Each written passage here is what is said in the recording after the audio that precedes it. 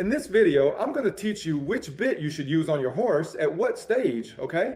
And when you should switch it out. My name's Daniel Cruz. I have a degree in equine sciences from PUC Paraná. I have a training center, I break horses, I train them, and I correct them. And I've been doing it for over 20 years. Okay, and I've been through a lot of tough situations with my animals, you know? I know what it's like to get on a horse and simply not know what to do. That's why I developed a method called progressive breaking, okay? To help myself. At first, I wasn't even planning on teaching it to others. But as people started to see the high quality of our work, they started asking me to give courses and things like that. And so I moved into that area of giving courses, of teaching others, and I ended up falling in love with this whole thing of teaching, you know? So now I'm going to show you how the bits work within the progressive breaking method. What is a light bit and what is a heavy bit? Can you answer that for me? One time, I went to a store in Agudos do Sul, an agricultural supply store, and the guy in front of me asked the clerk for the heaviest bit they had, right? And what did the clerk do? See? This was someone who didn't know what they were doing. He took all the bits, put them on a scale, all the bits. Coincidentally, the heaviest bit was also the one that was technically the most severe. So the person took the right bit, but not because of any knowledge about whether the bit was severe or mild. He took it because the heaviest bit literally weighed more. Do you see what I mean? You see how important it is to have the right knowledge, right? So let's get to it. What makes a bit mild or severe? The first thing I always look at, the very first thing, is the mouthpiece, right? The thinner the mouthpiece, the more severe your bit is, the heavier its action. The wider it is, the milder. The higher the port on the mouthpiece, the more severe, the heavier its action, right? The shank. The longer the shank, the more severe, the heavier the action. The shorter it is, the more angled it is, the more the shank sweeps back, the milder it is. The straighter the shank, the more severe. This part here, folks, is the purchase. The longer the purchase, the more severe it is, okay? Because the leverage from the curb strap will be greater, okay? So those bits you see with a very long purchase and a very long shank are extremely severe, okay? And look at this little detail here. We use this on all our bits. We use this little piece of rubber here to protect the horse because we don't want our horse to get hurt in any way. See, you just make two little holes in it. Another good tip. So what defines a mild bit versus a severe bit? A long shank, the longer it is, the more severe. The purchase, the longer it is, the more severe. The mouthpiece, the higher and thinner it is, the more severe. Okay? All of this is very important for you to know. It's very important for you to know so we can start our lesson on bits and you can start to understand. And you'll start to understand soon enough. If your horse is very light, you can't have such a heavy bit. If your horse is very light, you can't have a bit, for example, with a very high mouthpiece, with very long legs. Perhaps if your horse is very light, you could adjust the bit angle slightly, a little further back, a little further behind, as we say.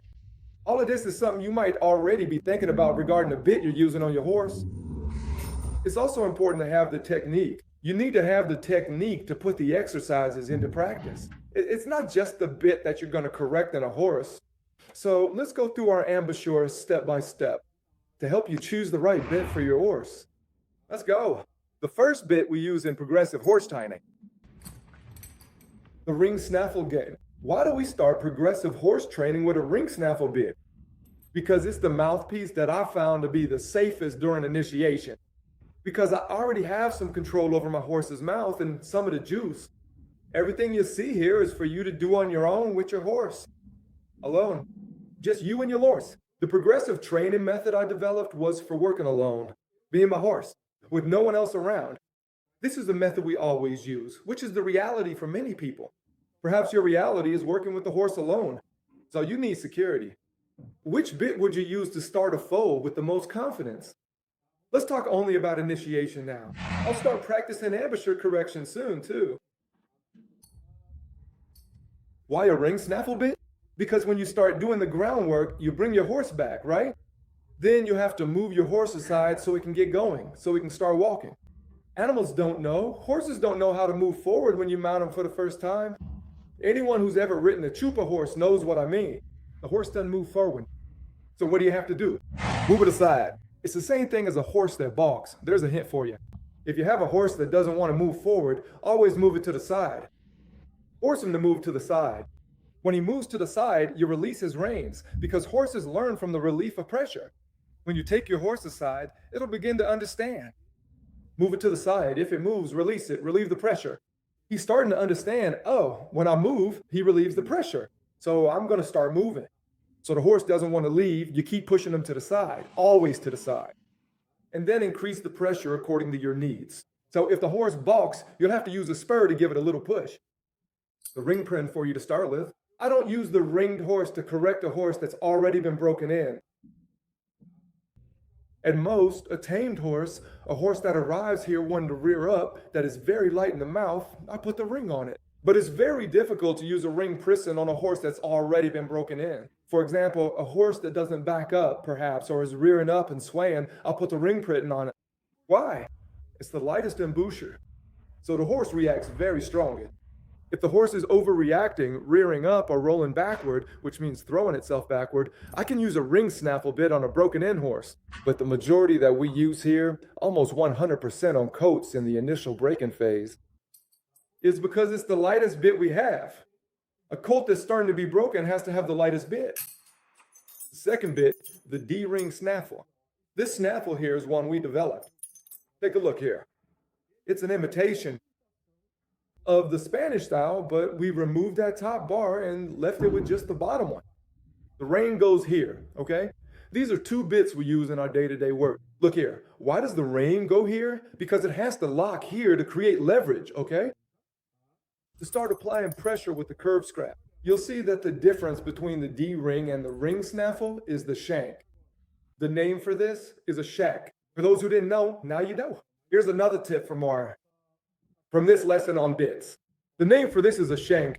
You secure the rein here, you move it here, and the shank will move and apply pressure with the curb strap. So what's the extra pressure we have here?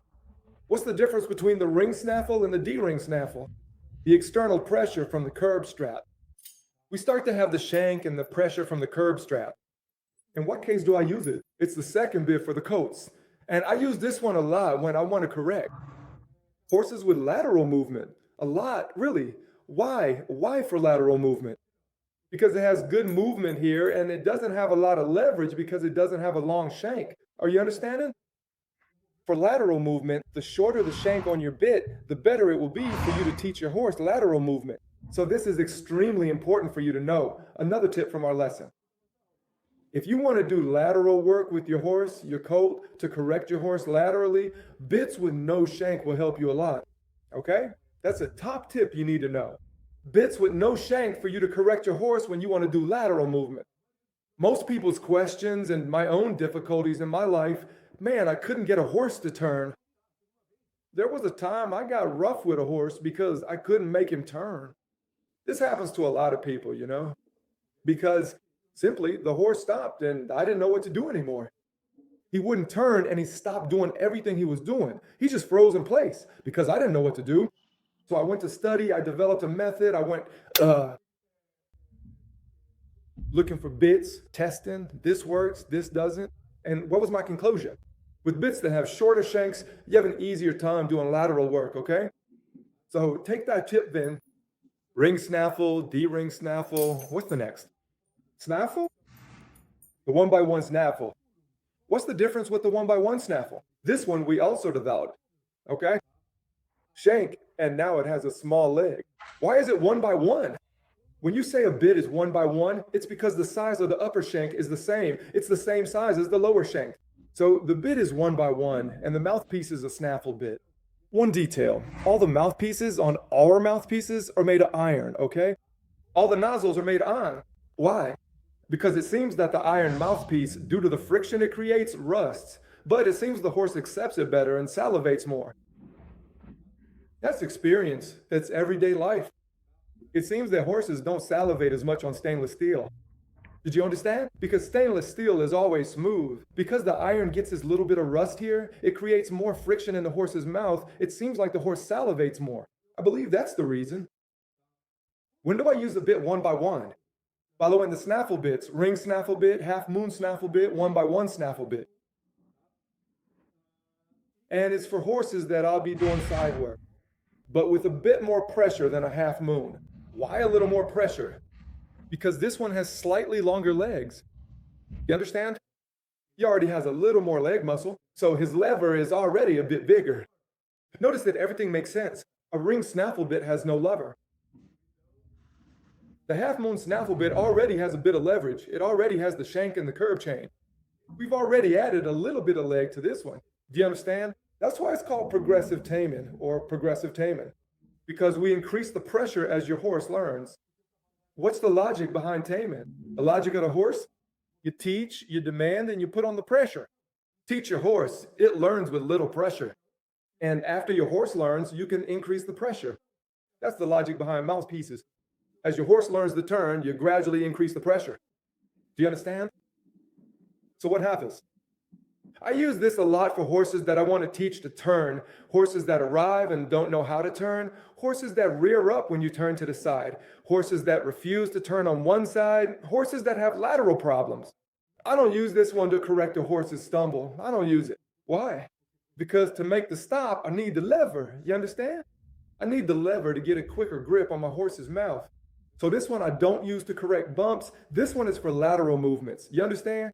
So if you want, if the half moon snaffle bit, sometimes your broken in horse has become too heavy on a half moon bit, you switch to the 1x1 snaffle bit. He understands?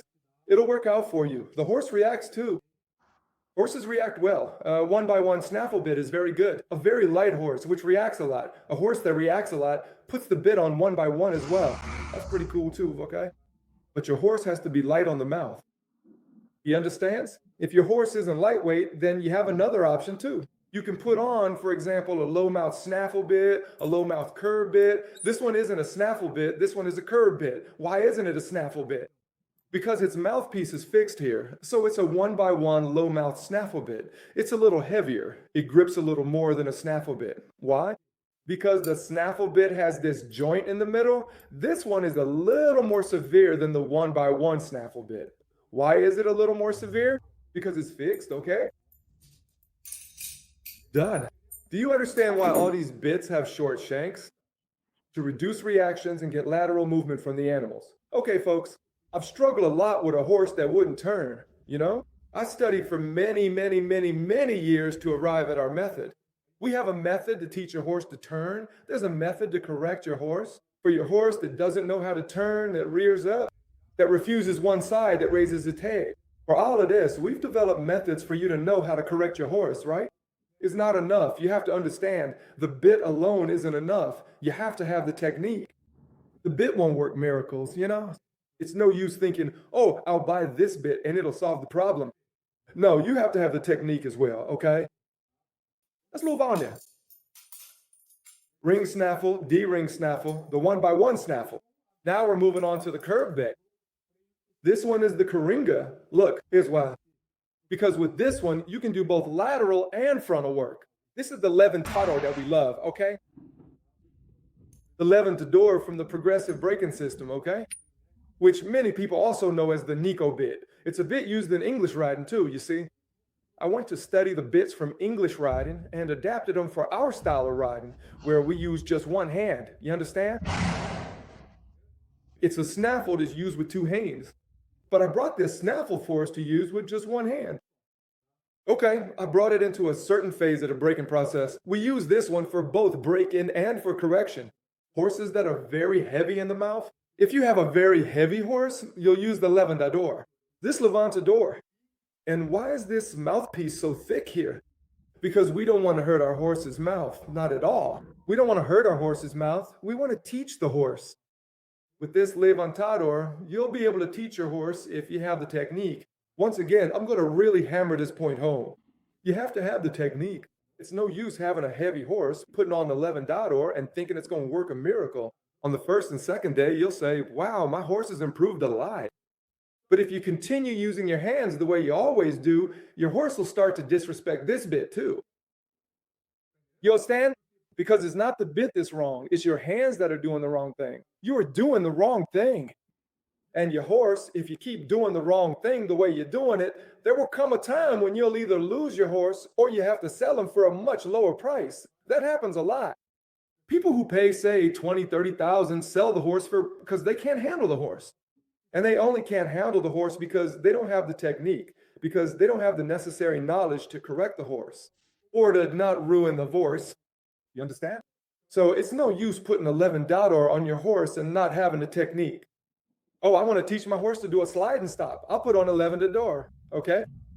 If you don't have the slide and stop technique, you're not going to get there. If you don't know how to teach your horse to think backwards, you're not going to get there. It's not the bit that's going to do the work. It's you who will do the work. The bit will help you. Do you understand? The bit will help you achieve that slide.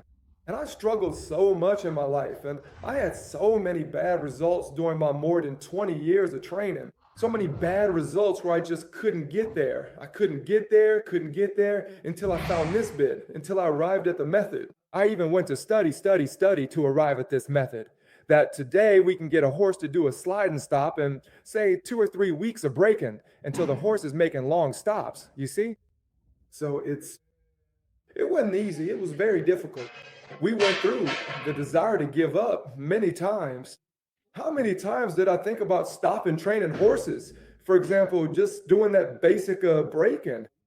Because when you want to reach a high level, you have to be willing to go through the process. You have to face the process. Thank God I didn't give up. And today we formed a method that anyone who has learned the method, studies it, and really puts it into practice on their horse, regardless of the breed, you get the result, okay?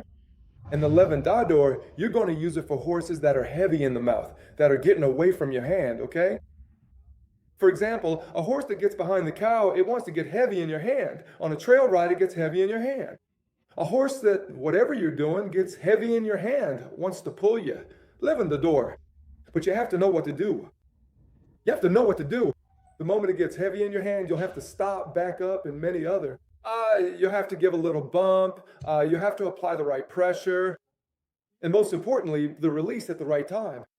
That is perhaps the hardest part you'll have to learn. Give the release at the right time, okay?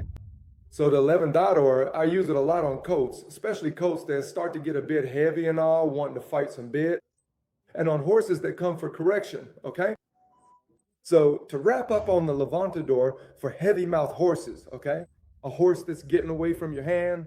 For working on colts too, right? We use it a lot on colts, okay? The colts that start to want to fight some of the other previous bits, we use the levantador, okay? And if a horse arrives heavy in the mouth, you put on the levantador. So the levantador is a really cool bit for you to have to correct your horse. But I'll say it one more time, you have to have the technique. Without the technique, there's no correction, okay? It will give that, you'll get the impression that the horse started to correct itself, that it started to get good. But if your hand is wrong, there will be no correction, okay? It'll go back to all the problems it already had. Let's go then. The bosal. We use the bosal after the levantador, okay? After these 4 bits, we use the bosal on the colts. On colts, you don't use the bosal on an old horse, a broken-in horse, a horse that's already more mature. Why? Because for me, the bosal is a tool that puts pressure on a horse's mouth. Why does it apply pressure? Because you're going to tie it here and tighten it, and it'll press on your horse's mouth. So your colt learns to work with that continuous pressure. An older horse, someone has probably already hung on his mouth. That horse has already been worked with continuous pressure. You see? So the bosal, for me, on an older horse has practically no effect. I'd rather put the levantador on an older, heavy horse than the bosal, okay? I don't think the bosal will have much of a result, okay? Why do I say that? Because I've already tested it, okay? For me, the levantador is much better than the bosal for correcting a horse that's heavy in the hand, okay?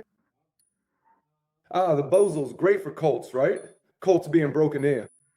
We use it for 2 weeks at most, so the horse can learn to work with pressure in its mouth. We try to put the bosal on all the horses. We put it on at least once, maybe twice on each horse. Only if the horse is very light, really, really light, to the point where it can't even handle the pressure at a bosal in its mouth, then we don't use it for work, okay? Because that horse will be the one that's very light indeed. But with most animals, we put the bosal on for at least a week or 2 to work with, okay? The key thing about the bosal is pressure on the mouth. Now, I was talking to you about temporary bits. Up to the bosal, those are 5 temporary bits. Now we're moving on to permanent bits. What are permanent bits? Bits that you can use in your horse's daily life for the rest of its life, okay? Why don't we use temporary bits all the time on the animals? Because temporary bits, they're flexible. Look, this bit is flexible.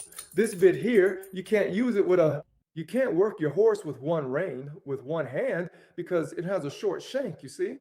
Look, now we're going to the permanent bits. Why does a horse's bit have a long shank? Why do we use a bit with a long shank, but a bigger shank? Because our style of riding uses only one hand on the reins. When you have only one hand on the reins, you need more leverage. You see? And what's going to create the leverage? The longer shank. You see? We need more action in the bit. You see?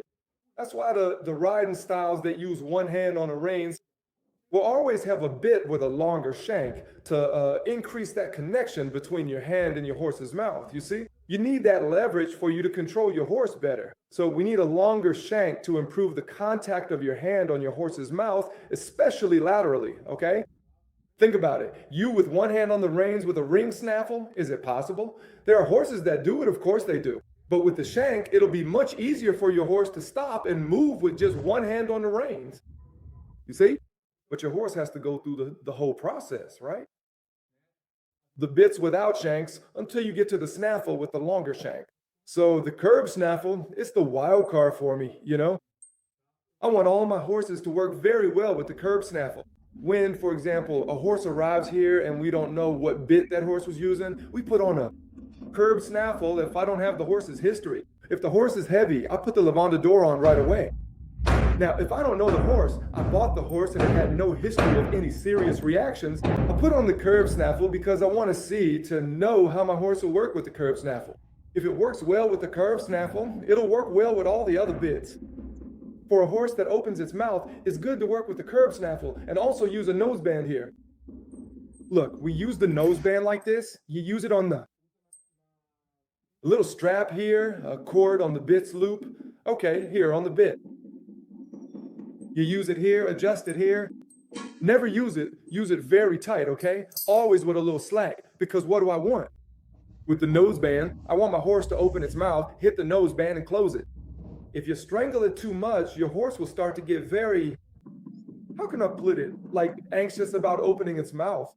So leave your horse with the noseband just touching, never strangling it, okay? So here, look, this bit might be the bit you have at home. I always tell people you should have 2 bits for your horse. Always, at least 2 bits. Permanent bits. These are all permanent bits. You can have a permanent jointed bit and a solid bit, which will be a solid mouthpiece bit. Look, okay, you can have a low port bit, which in this case would be this one that I really like. I use this bit a lot. We even have 2 of these set up. This one here, we have 2 set up as well. Because we ride a lot of people ride here at home, so we always have 2 or 3 of the main bits set up. So for example, if I use a low port bit on my horse and my horse starts to build resistance, what can I do? Put on a curb snaffle. Why do I put on a curb snaffle? Because it changes the pressure in my horse's mouth. When the pressure inside your horse's mouth changes, your horse will start to pay more attention to your bit, to your hand. You see? So it's always good to have this option of changing from a solid mouthpiece bit to a jointed bit. What else can be a solid mouthpiece among the permanent bits? A high port bit. Look, we also use this bit to bit up the horses. Look at his mouthpiece. Its mouthpiece is thinner here. It's a very high and very severe mouthpiece, this one. Well, not very high, a medium port. Some people use mouthpieces much higher than this. This is the highest port we use. We don't use anything else. No bit with a higher port than this. None. And look at his shank. His shank is gentled up. It's well set back and short. It's a 1 to 1.5 ratio here. Look. It's 1 measure of purchase to 1.5 a shank. You see? The shank is 1.5 times the purchase. We use this bit a lot too, especially for reining in. So I can have a bit like this for riding on my horse, a permanent bit, and a snaffle bit. Or I can have a bit like this, and have a 4-joint bit. There are many horses that really like the 4-joint bit.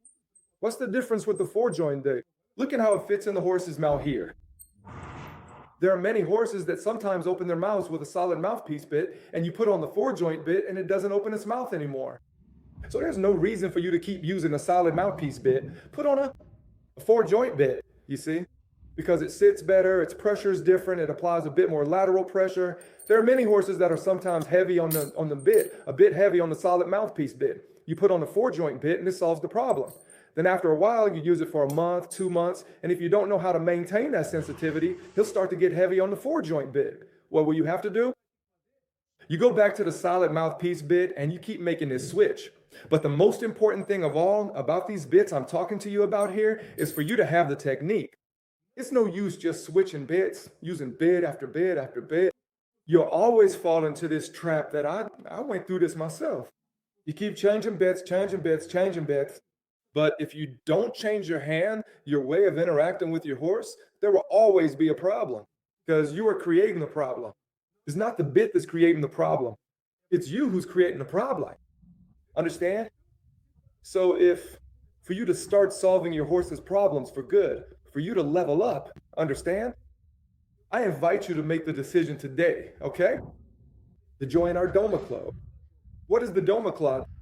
It's our online course. It's the most complete course we've made to date. It has horse breaking training and corrections for trained horses. It has all the exercises for you to do with all these bits here. All the exercises for you to do with all these bits. From the ring snaffle, from a completely unbroken coat to corrections in trained horses. Going through all the phases of progressive breaking until you get to correcting reactions. Correcting a horse that doesn't turn, a horse that rears. There's a horse that rears in the course, understand? A horse that doesn't turn to one side, that doesn't turn to the other, that's having difficulty, that's locking up. It has everything. The classes are recorded. Listen, the classes are recorded. You can watch the classes as many times as you want, whenever you want, for 1 year, okay? You can watch as many times as you want, whenever you want, for 1 year. You get 1 year access to the Doma Club? Okay. I'm going to give you a gift. Since you watched this whole class here, I'm going to give you a gift for joining today. I'm going to give you the From Unbroken to Trained course as a gift, which is our horse breaking course, okay? So you're joining the Doma Club, you're getting From Unbroken to Trained, and I'm going to give you 4 more gifts, our 4 ebooks. Equine management and nutrition for you to take better care of your horse. About bits for you to see, including the measurements of the bits, a complete step-by-step guide to bits. Daily exercises for you to do with your horse. That's another ebook. And the Reinin ebook, which covers spins, slide and stops, the theory behind everything, circles, okay, which is also very good for you to study. And I'm going to give you even more, 1 more gift, the Load Your Horse course. Look at all the gifts I'm giving you. But it's for you to join today since you watched this class. I'm sure that if you stayed this long, it's because you want to learn. Okay? And where will you start to learn? By having the courage now. Click on the link down here, okay? If it makes sense for you to start enjoying your horse, to start taking pleasure in your horse, instead of getting frustrated with your horse or not getting the results you expect to get, for you to stop being frustrated with your horse and get the result you really want, that you imagine, that you dream of, click here on the link down here. Join our team. I give you a satisfaction guarantee. You have a 7-day guarantee. You start watching the course. I'll tell you one more thing. When you start watching the course and you do the first or second lesson that interests you, you'll put it into practice. On the first or second day, you'll already see results. I guarantee it. If you study and put it into practice with your horse on the first or second day, it's incredible. It's like magic. Like magic. You'll start to understand your horse's mind. You'll put it into practice, okay? And you'll automatically start to change the results with your horse, okay? I'm going to leave you now with some testimonials from students who joined our team and changed their lives with their horses.